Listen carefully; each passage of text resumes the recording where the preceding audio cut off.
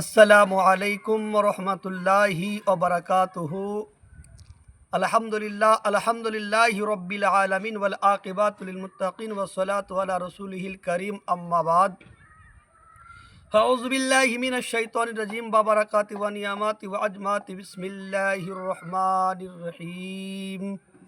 আলা ইন্না আউলিয়া আল্লাহি লা খাউফুন আলাইহিম ওয়া লা হুম ইয়াহজানুন। সাদাকাল্লাহুল আযীম।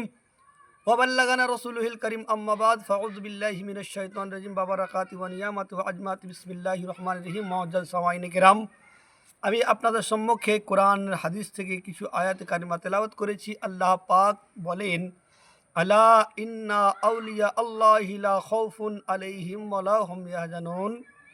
যিনারা আমার আউলিয়া হয়, যিনারা আমার দোস্ত হয়, তাদের না আছে কোনো খৌফ, না আছে কোনো ডর। মুসলমান, আলা ইন্না, সাবধান হয়ে যাও, হুঁশিয়ার হয়ে যাও। যারা আল্লাহর নেক বান্দা, যারা সলেহীন, যারা আল্লাহর মেহবুব, তাদের কোনো ভয় নাই। এবং আল্লাযীনা আমানু ওয়া কানু ইয়াত্তাকুন, যারা ওনাদের সঙ্গে সোহবত থেকে, ওনাদের সঙ্গে যারা থাকলো, ওয়া কানু ইয়াত্তাকুন, তাদেরও কোনো ভয় খৌফ নাই। আজকে কিছু শ্রেণীর মানুষ আমাদের সম্মুখে বাজারে মার্কেটে শুনতে পাওয়া যায়, ওলি কেন মানব, পীর কেন মানব, মুর্শিদ কেন মানব।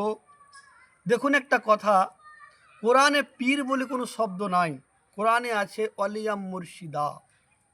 নামাজ, কোরআনে কোনো লেখা নাই যে নামাজ, সলাত।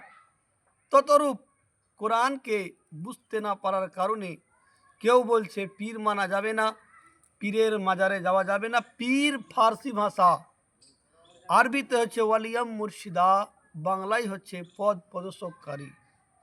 আজকে আমাদের মধ্যে কেন এত জুলুম, সিতাম, অত্যাচার হচ্ছে?